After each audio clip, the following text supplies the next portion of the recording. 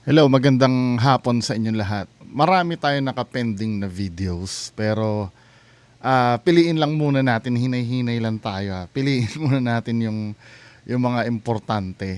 Actually, huli na nga ito eh. Dapat ito kahapon ko pa ilalabas. Ang problem 'di ba pumunta ako ng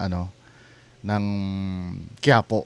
So, ngayon natin tuparin yung mga nakapending na videos. Unang-una ito si Nora Honor, deads na 1953, 2025. Mapagpalang gabi Luzon, Visayas at Mindanao. Sa gitna ng paggunita sa Semana Santa, ang malungkot namang pagpanaw ni National Artist for Film and Broadcast Arts, Nora Honor, sa edad na 71. Inanunsyo po 71? Parang ang bata naman sa 71. Or matanda na rin ba ang 71? yan ng kanyang mga anak na labis ang pagdadalamhati sa pagpalaw ng kanilang ina. Nagpaabot din ng pagpupugay at pag-alala ang mga taga-suporta ng tinaguriang superstar ng Philippine Entertainment. At nakatutok si Maki Pulido. Pumanaw kagabi, April 16, sa edad na 71 ang superstar na si Nora Honor o Nora Cabaltera Villamayor sa totoong buhay, isang national artist for film and broadcast arts. Kagabi kumalat ang balitang nakakonfine sa Medical City Hospital. Maya-maya, nakita ng GMA Integrated News na dumating ang panganay na anak na si Lotlot De Leon kasama si Nadia Montenegro. Hating gabi na nang mag-post sa Facebook at ipinaalam sa publiko ng kanyang anak na si Ian De Leon. Sabi ni Ian, anak ni Nora kay Christopher De Leon, ang inaraw ang puso ng kanilang pamilya kung saan sila humuhugot ng unconditional love at lakas. Sa post naman ni Lotlot De Leon, sinabi niyang walang katulad na talento sa sining na minahal nito ang iiwan ng ina bilang pamana na hindi kailanman maglalaho. Ang inaraw ang bituin hindi lang sa harap ng kamera kundi sa puso ng marami. I love you, mommy, ang nasa post naman ng isa pang anak na si Matet De Leon. Bukod kina Lotlot, Ian at Matet, iniwan din ng superstar ang mga anak na sina Kiko at Kenneth. Pasado alas 2 ng madaling araw kanina, dinala na sa St. Peter Chapel sa Quezon Avenue, Quezon City ang labi ni Nora. Hinatid siya doon ng anak na sina Lotlot at Ian kasamang kaibigang si Nadia para maayos ang labi ni Nora Honor. Bandang alas 10:30 kaninang umaga, dumating si Matet sa St. Peter Chapels The Chapel sa Heritage Memorial Park sa Taguig, gaganapin ang 5 gabing burol. Sa libingan ng mga bayani na katakot, national artist kasi ito di ba? Superstar ng pelikulang Pilipino na isang national artist sa darating na Martes, April 20. Para sa GMA Integrated News, Maki Pulido, nakatutok, 24. Hindi kasi alam ko, hindi naman na-mention, I don't know kung if na-mention yung sakit ni Nora Honor. Pero may theory ako eh. Kasi nung napanood ko siya yung kay Boss Toyo, tingnan nga natin pumunta yan kay Boss Toyo eh, si Nora Honor. 'Di ba? Panoorin nga natin saglit yon. Doon ako nakahanap ng clue kung ano talaga ang sakit nito. I don't know, may deklarasyon ba sa public kung ano ang sakit ni Nora Honor. Dito kasi, natin yung pagpunta ni Nora Honor. Ito, the way siya magsalita kasi, tingnan nyo Kakaiba. Pero ma'am, sige po, ako po ay magdo-donate para po sa pamilya. Saan ba banda yun? Para po dun sa... Yun po nga po, nakita ko nga po sa page. Hirap na hirap siya magsalita. Alam niyo po kaya po nandito kay Boss Toyo, una-una, napapanood ko na po siya dahil may mga fans po na nagbibenta ng album o kung ano man yung binibenta para matulungan po sila. At alam Hirap na hirap siya huminga dito eh. na si Boss Toyo naman po ay talaga matulungin sa kapwa. Kaya isa po yun sa isang... Diba? Ang theory ko dito, feeling ko mahilig manigarilyo. Correct me if I'm wrong, yung mga super fan ni Nora Honor dyan. Yung mga may edad na mga fans nito, di ba? Mga kaidaran ng nanay ko. Sila Sir El Jaco. sila Sir GC. Joke lang. Di ba, pag ganyan kasi, feeling ko emphysema ito eh. Emphysema, paninigarilyo yan. Kaya yung mga sa sigarilyo dyan, di ba? Mag-ingat-ingat na kayo, no? Hindi talaga maganda ang dinudulot ng paninigarilyo. Yun ay ayon sa theory ko. Maliban na lang kung may alam kayo na talagang sakit nito. Feeling ko emphysema ito eh. Si Berting Labra, di ba, parang ganyan din ang naging problem. Mahilig sa yosi. Hanggat maaari, di ba? Tigil nyo na yan. Hindi maganda ang kalalabasan. Di ba? Ito, tinan mo si Nora Honor, no? Pero yun ay theory ko lamang. Kasi base sa pagsasalita niya, parang ganun ang itsura ng may emphysema. Diba?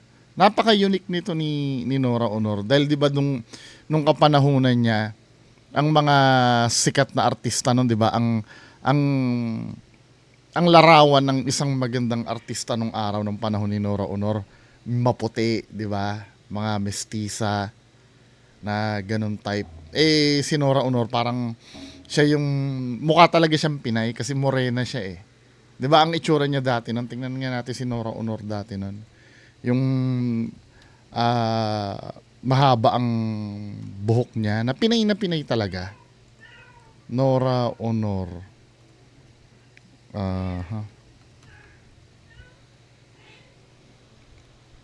Yan ganyan ang itsura niya dati 'Di ba? Ganyan ang itsura niya noon. Pinay yung beauty niya noon. Malayong-malayo do sa larawan ng isang ang maganda kasi sa mga Pinoy nung araw, mestiza talaga eh.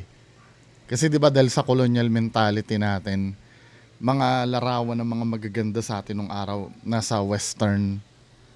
Ito iba kasi yung niya, yung beauty ni Nora Honor noon. 'Di ba? Wait, nasa search ata sa Google yung para kung ano yung cause ng death niya. Kasi parang daw to namatay daw to sa pagtulog pero ano yung sakit niya?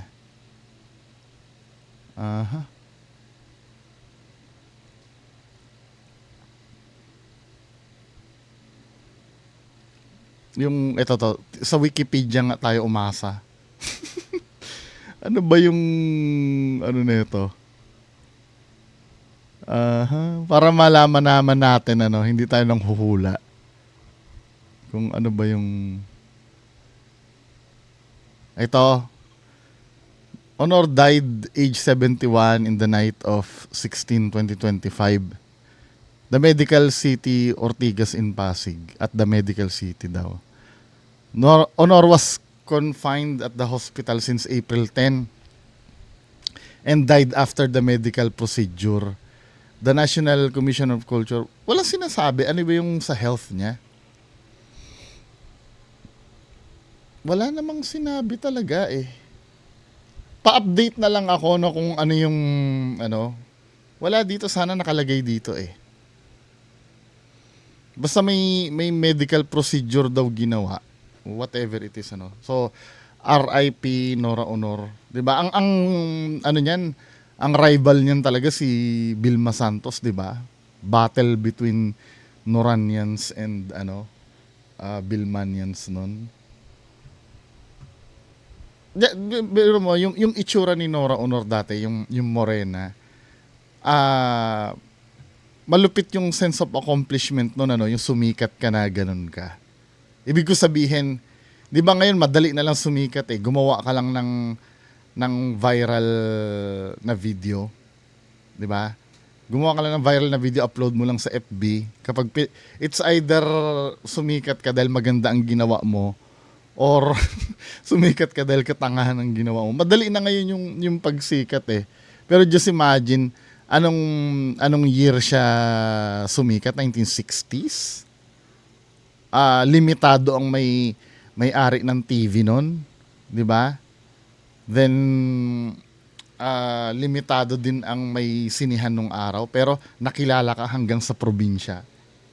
Ibig sabihin talagang malupit ang pagkasikat mo nung araw.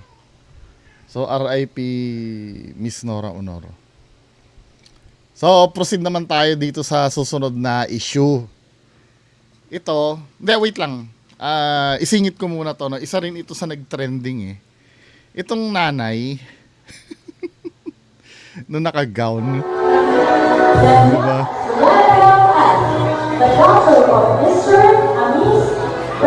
Maangas yung forma eh, no? Patay kayo. Naka-backless. May mga nag-bash dito sa dito sa nanay na to. Kasi maraming dahilan eh, may sinasabing kasi labag daw yun sa dress code, sa ano. Ang sa akin naman kasi hindi ko naman alam talaga kung ano ba talaga ang dress code sa diyan. 'Di ba? Ang alam ko magsuot ng formal. Tama? When you say formal, kung akong titingnan ko, counted as formal to eh. Siguro hindi lang sanay kasi ang mga Pinoy na makakita ng ganitong pormahan. Tama ba ako?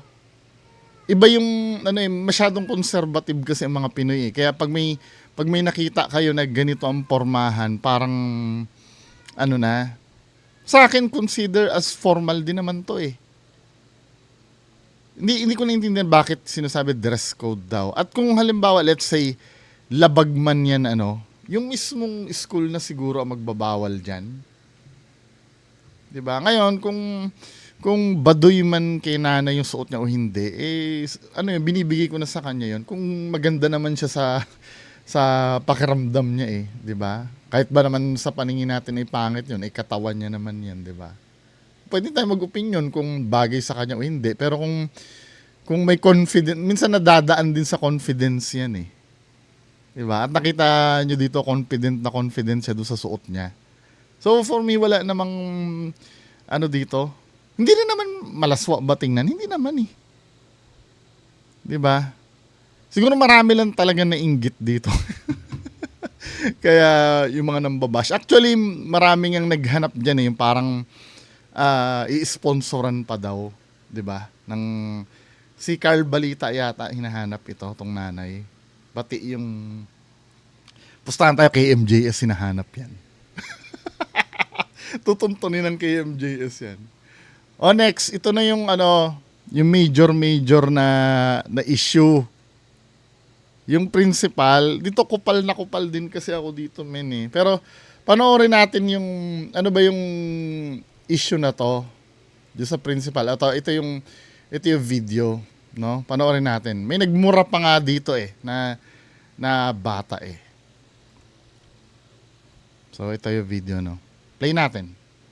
Good morning. I want everything to be in order and its proper place.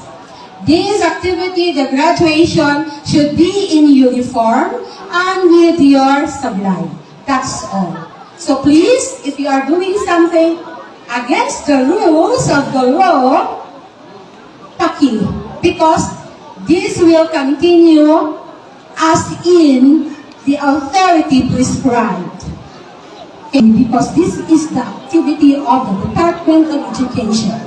Thank you for your obedience. So, just take off your toga because it is not prescribed as your uniform for graduation. Okay? School uniform with your ribbons and your sablay. That's all. Okay? I don't want to see anybody with your hats and your togas because it is not indeed order. And I want the class advisors to write the names of those who violated the authority.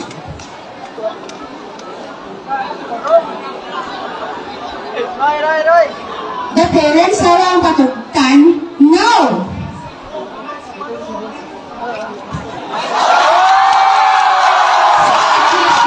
May nagtatanggol, no? Hindi, ano ba yung nagtatanggol na yun? Parent ba yun? Or teacher? Hindi ko siya kilala eh.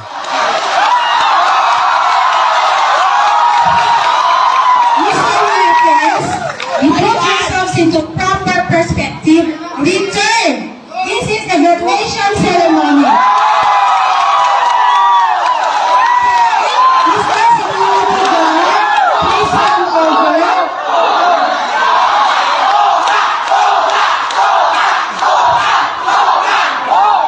Power tripping eh, no?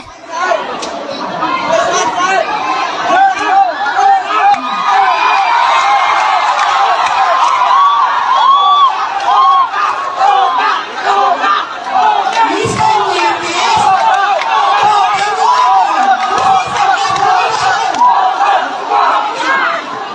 I want to put it in proper perspective. Okay?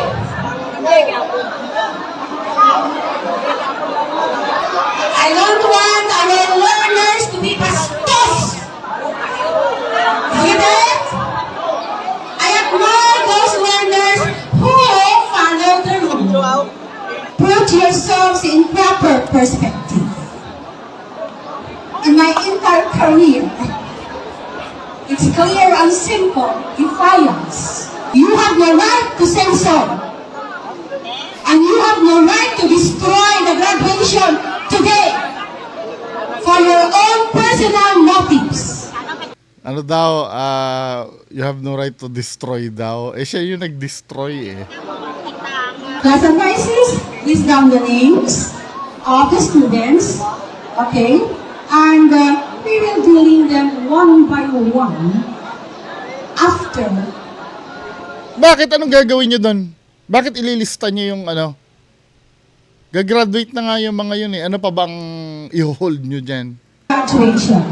Actually, please hold the release of the diploma Ah, hindi pwede yun.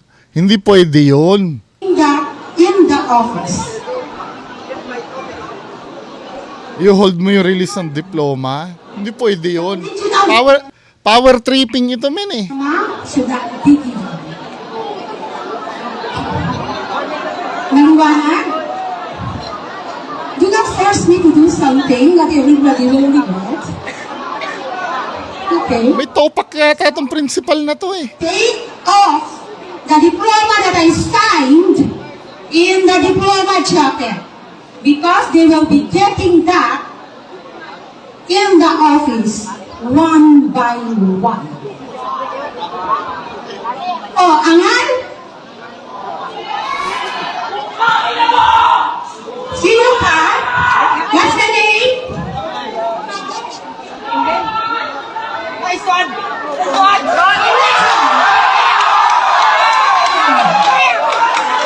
Write down the names. Sino ka? Sino ka? Namura ka tuloy, ma'am. Hindi pero hindi ko naman sinasabing tama yung ginawa yung nagmura. Pero ano yun eh, resulta ng pagkabwisit yun eh. Yung ganun eh. 'Di ba? Hindi ko sinasabing tama yun medyo may pagkabastos nga naman. Pero resulta ng pagkabwisit yun dahil power tripping na talaga itong principal eh. Okay. Pakita mo dito nga.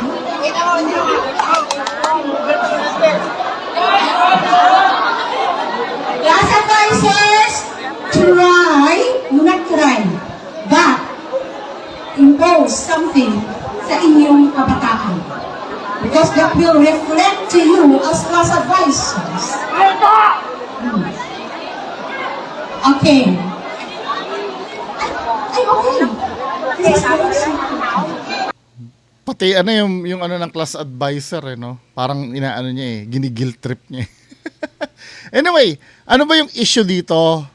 Pinapa-remove yung toga kasi hindi daw yun yung prescribed. 'Di ba? So, alamin muna. Pero bago natin alamin sa news, nung pinost ko kasi ito sa FB, mga kababayan ko, pinost ko kasi sa FB to, na, di ba sabi ko, i-content ko sana. Hindi ngayon, kahapon sana. Di ba? May nag-PM sa akin na isang viewer ko na teacher, si Ma'am Annabel Resus. Shoutout Ma'am Annabel Resus. Meron siyang, dito, justification doon sa principal. Hindi ko sinasabi na pinagtatanggol niya yung principal, pero nag-ano siya ng paglilinaw. Pero tulong din naman ito para matingnan ko yung perspektibo sa principal. Itong sabi ni Ma'am Annabel sa akin, teacher siya, no? Sabi niya gano'n, kasi ganito yan, sa policy kasi ng school, priority yung uniformity para maganda mag-synchronization ng mga galaw ng mga students. Usually, parang nire-rate din niya ng division office kung ganon maganda ang graduation nyo, kung ganon kaayos. Kaya hindi magiging maganda yon kung hindi pare-pareho ang suot ng mga bata.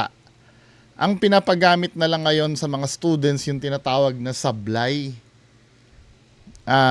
Ngayon, bago ang graduation, nagmi-meeting ang mga admin and mga teachers.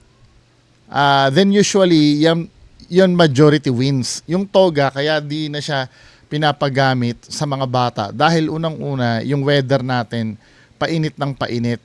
Alam naman natin na sa ganitong panahon, tumatapat ang graduation. Kaya para komportable, ang mga bata, sablay na ang pinapagamit. Ang sinasabing sablay ba yung parang sa UP? May sinend sa akin video si ma'am Papakita ko sa inyo ha.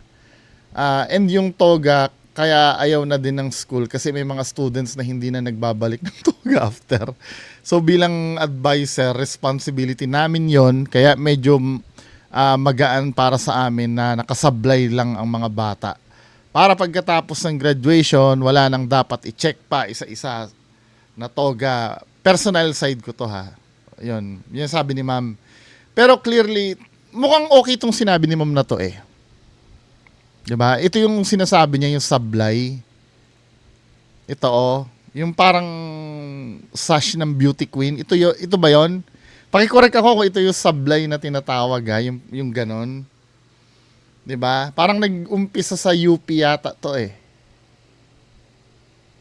Okay, sige. May point nga naman Pero clearly kasi hindi yun yung hindi yun yung main purpose kung bakit pinahubad ni principal yung yung gown, yung toga. Kung uulitin natin yung sinasabi niya kasi dito. And its proper place. Ha? This activity, the graduation, should be in uniform and with your sublime. That's all. So please, if you are doing something against the rules of the law, paki, because this will continue as in the authority prescribed. Because this is the activity of the Department of Education. Thank you for your obedience. So ito yung time na pinahubad na yung toga. Kasi may gusto siyang mangyari. 'Di ba? Kasi parang hindi daw yun yung prescribe na ang sa akin naman yes. Ang issue kasi dito nandun na yung hindi na appropriate yan na ipabawi Sa totoo lang. Yes, naiintindihan ko yung sinabi ni ma'am na siguro ang napag-usapan yan yung sablay ang gagamitin, Yan ang uniform nila. Pero dapat yan ay inorganize nyo bago mag-start yung 'di ba magmamarcha yan? Tama ba ako? Bago sila umupo. Dapat na yan minonitor niya na noon pa hindi yung on the spot na magpa-power trip yan na pahubarin yung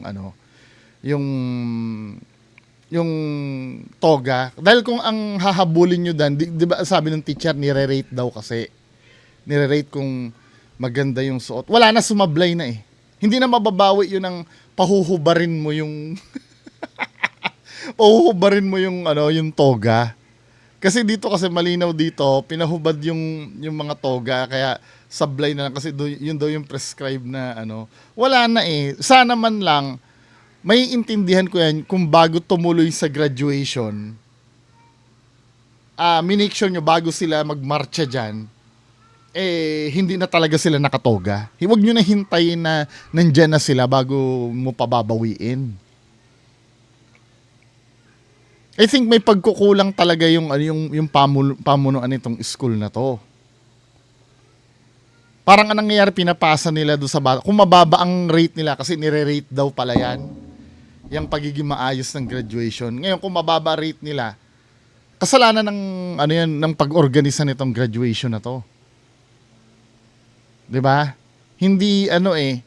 Tsaka meron pang isang anggulo na tinitingnan. May sinasabi kasi sila na bawal daw. Ito ha, panoorin natin yung ano, yung news, no? Viral ho ngayon ang isang principal sa Antique matapos niyang ipahubad ang mga toga ng mga magsisipagtapos na senior high school students dahil sinasabi niya labag raw ito sa guidelines ng DepEd. Pero pinalagan siya ng mga magulang at mga estudyante habang ang DepEd itinanggi ang nasabing pagkukulang. Bayan Camera, magbabalita.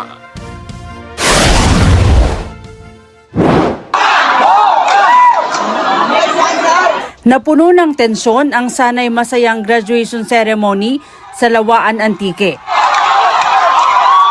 Yan ay matapos ipahubad ng principal ng Colonel Roberto Abellon National High School ang toga ng senior high school class na magtatapos. Sa viral video nitong Martes, inianunsyo ng principal na hindi raw dapat magsuot ng toga ang mga magtatapos na estudyante batay sa tinatakdang guidelines ng Department of Education. Kaya ang mga estudyante na aakyat ng entablado, hinubad ang mga suot na toga. Pero dinig sa video na marami sa mga magulang at estudyante ang umalma.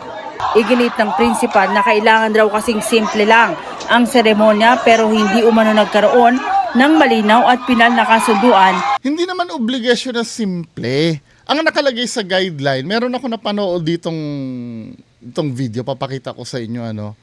Ang nakalagay, maganda ang balita na itong isa eh. Wait lang ha. Ang nakalagay kasi sa guideline, hindi dapat magarbo, pero hindi sinasabi na bawal. 'Di ba? Tingnan nga ano ba ito isang video na to. Wait lang ha. Hanapin natin yung yung video na yon, yung sinasabi na to. YouTube din pala to. Sige, ilipat natin sa YouTube ah. Pero for the meantime, ito munang panoorin natin. Ano to?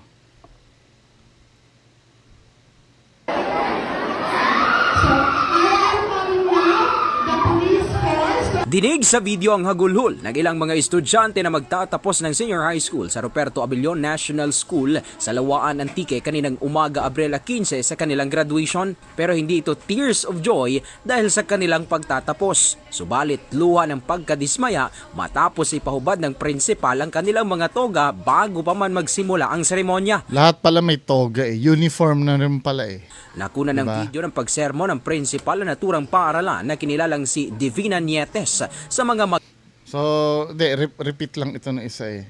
Kasi alam nyo kung bakit maraming nadidismaya. Ano yan eh? Big deal kasi sa mga bata at sa magulang yan.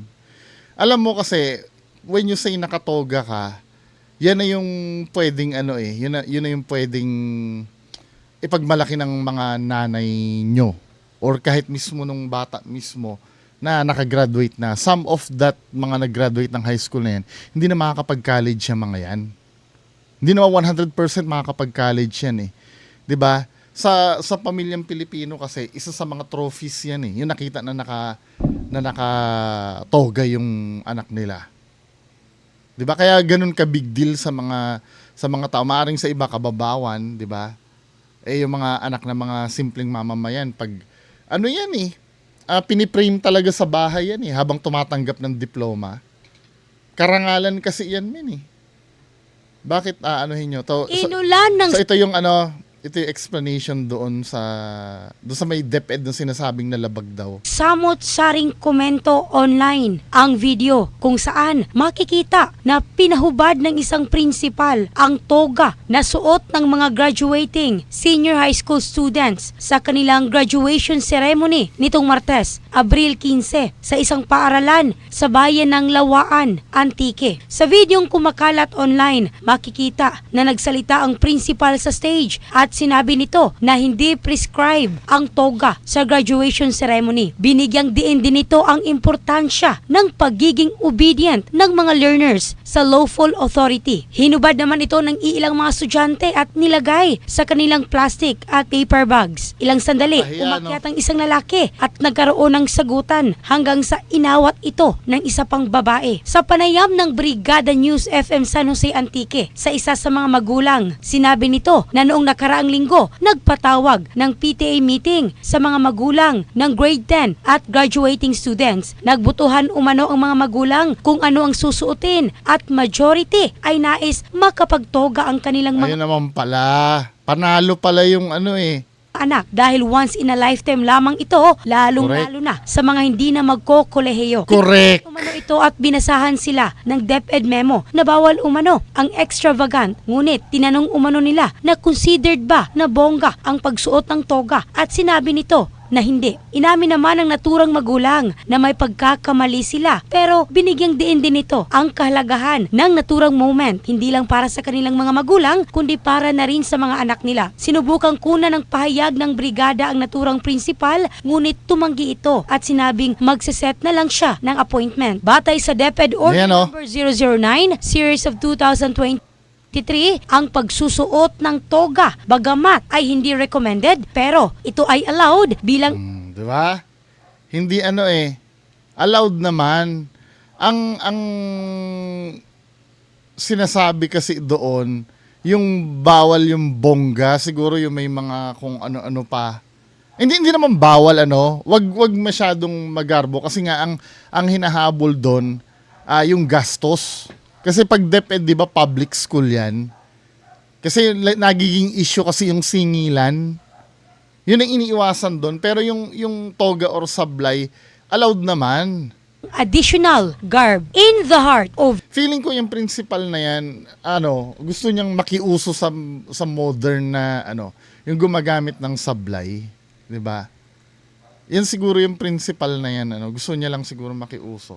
O granting, for the sake of fairness, mga kababayan ko, let's say nagkamali, nagkaroon ng miscommunication. Ang mali talaga yung mga magulang. Granting.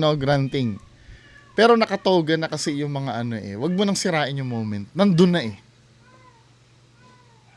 Kumbaga, useless na sirain mo kasi yung moment. Yung biglang, nandiyan na sila, ang gaganda na nila, nakatoga na sila, nakakap na sila, biglang mag-a-announce ka na hubarin nyo yan.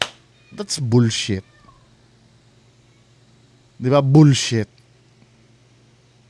Hinayaan mo na lang sana ano ba hinahabol nyo yung rating? Kung lahat naman nakatoga, okay din naman yun Bullshit talaga, bullshit. Di sana hindi nyo na hindi nyo na pinapasok yung mga yun na nakatoga at kung kailan nakaupo saka mo paaalisin. Tapos sasabihin niya pa, sumira pa daw nung graduation yung mga hindi daw sumunod. Siya yung sumira,